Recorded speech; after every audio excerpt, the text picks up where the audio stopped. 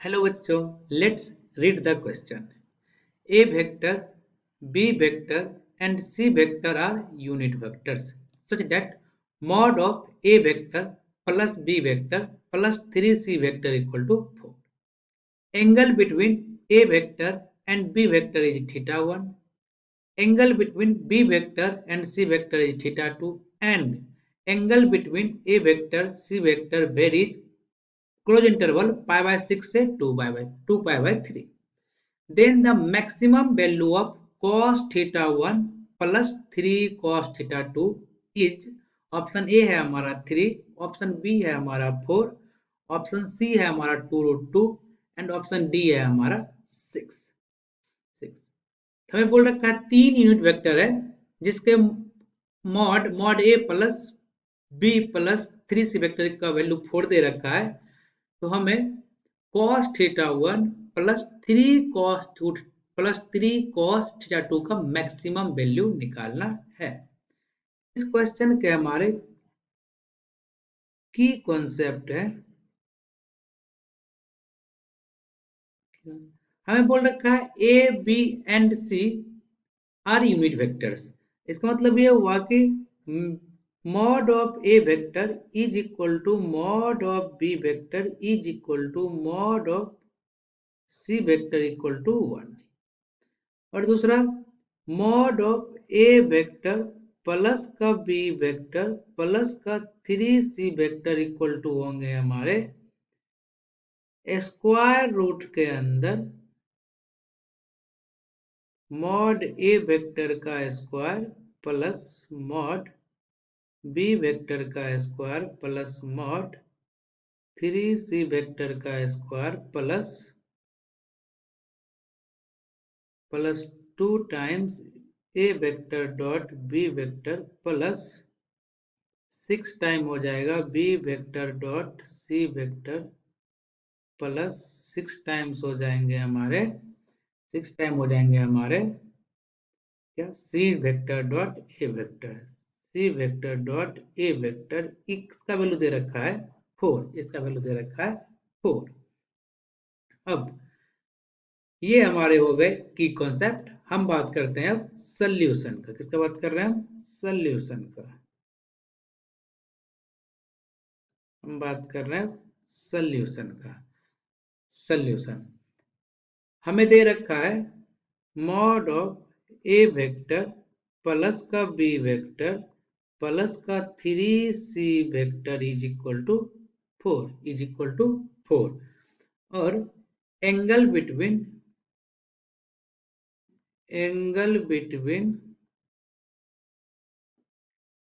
A vector and B vector दे रखा है equal to theta 1. Angle between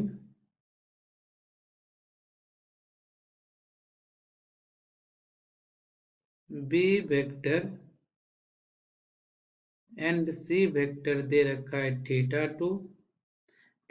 2. Angle between B vector and theta 2 and angle between A and C दे रखा है angle between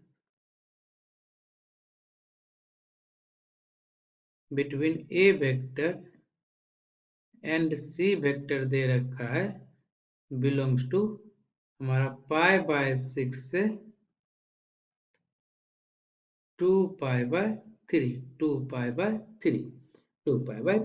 अब हम बात करते हैं, हमें दे रखा है mod A vector plus B vector plus 3c vector का फॉर्मूला होता है हमारा सिंपल स्क्वायर रूट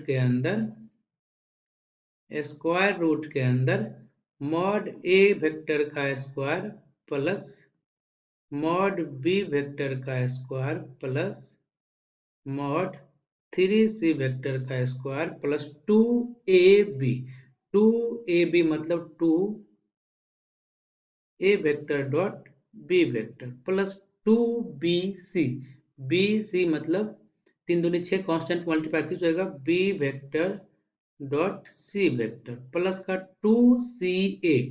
c क्या है 3c, हमारा हो जाएगा 6 into c vector dot a vector. अब mod A mod of A vector plus B vector plus 3c vector क्या है हमारा 4, क्या है हमारा 4 इज इक्वल टू हमारे हो गए मॉड ए का स्क्वायर मतलब 1 का स्क्वायर, क्योंकि वैल्यू 1 दे रखा है। मॉड बी का स्क्वायर मतलब 1 का स्क्वायर प्लस मॉड 3c का स्क्वायर मतलब 3 का square plus 2 A dot B plus 6 B vector dot C vector plus 6 C vector dot A vector.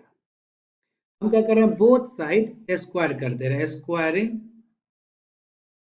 Both side, squaring both side. हम both side क्या करेंगे, square करते, हमारा लेफ्ट साइड बन गया 16, राइट साइड हमारा स्क्वायर रूट खत्म हो जाएगा, तो हमारा मिलेगा 1 प्लस का 1 प्लस का 9 प्लस का 2 ए डॉट बी उसका क्या mod A vector mod B vector cos theta 1 cos theta 1 plus 6 mod B vector, हम बी डॉट सी लगा रहे हैं formula, mod B vector mod C vector cos theta 2 cos theta 2 cos theta 2 हम मान लेते हैं, पहले लिख लेते हैं प्लस का 6 mod C mod A vector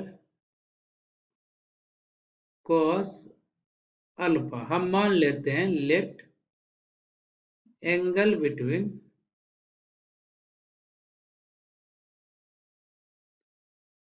A vector and C vector equal to alpha और हमारा अल्फा कहां से कहां लाई करेगा, अल्फा की वैल्यू लाई करेगा हमारा पाई बाय 6 से 2 पाई बाय 3, पाई बाय 6 से 2 pi by 3, 2 pi by 3 bracket close, ये हो गया। अब यहाँ आ गया हमारा 16 इज इक्वल टू 11 हो जाएगा, ये 1 प्लस 9 11 प्लस 2 मॉड ए की वैल्यू 1 है, मॉड बी की वैल्यू भी 1 है, cos थीटा 1 प्लस का 6 मॉड बी की वैल्यू 1 है, मॉड सी की वैल्यू भी 1 है, मॉड सी की वैल्यू भी क्या है हमारा 1 है, इंटू cos थीटा 2 प्लस का 6 मॉड सी की वैल्यू भी 1 है, मॉड ए की वैल्यू भी 1 है, इंटू cos अल्फा। अब हमारा हो गया 16 equal to 11 plus simple 2 cos theta 1 plus 6 cos theta 2 plus 6 cos alpha.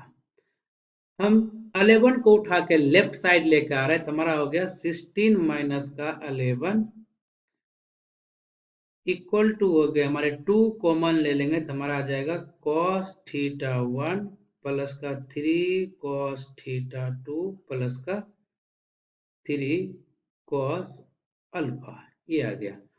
अब हमारे हो गए 2 times cos theta 1 plus 3 cos theta 2 plus का 3 cos alpha is equal to 16 में से 11 गया, क्या बचा हमारा 5, क्या बचा हमारा 5।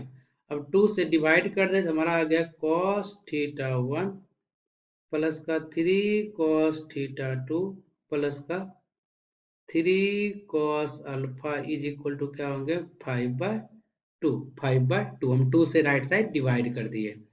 हमें चाहिए cos theta 1 plus 3 cos theta 2 का मैक्सिमम वैल्यू, तो हम इसको 3 cos अल्फा को उठा के हम राइट साइड ले जा रहे हैं, तो हमारा हो गया 5/2 माइनस 3 cos अल्फा। अब हमें चाहिए cos theta 1 plus 3 cos theta 2 का मैक्सिमम वैल्यू, क्या चाहिए मैक्सिमम वैल्यू, मतलब 5/2 में जो 3 cos अल्फा है, अल्फा हो जाएंगे हमारे क्या cos 2π/3। क्यों हो जाएंगे 2π/3? क्योंकि अल्फा की वैल्यू हमें दे रखा है, अल्फा बिलोंग्स टू है हमारा π/6 से 2π/3। अब हमारा कांस्टेंट में से 3 cos अल्फा सब्ट्रैक्ट हो रहा है। अगर cos अल्फा हमारा निगेटिव में मैक्सिमम होगा, निगेटिव मैक्सिमम मतलब हम मैग्नीट्यूड की बात कर रहे हैं, निगेटिव में अगर मैक्सिमम लेंगे तो हमारा क्या होंगे, ये वैल्यू क्या होंगे, मैक्सिमम होंगे। इसीलिए हम 2π/3 पे cos 2π/3 की वैल्यू क्या होता है, माइनस का हाफ। इसीलिए हम cos का बोले तो हम cos का मिनिमम वैल्यू लिए हैं, विथ साइन बात करेंगे तो cos का सबसे मिनिमम वैल्यू क्या आएंगे, 2π/3 पे। हम वही, अगर हम लेफ्ट साइड का मैक्सिमम वैल्यू चाहिए तो कांस्टेंट में से अगर हम मिनिमम को सब्ट्रैक्ट करेंगे तो हमें मैक्सिमम देगा।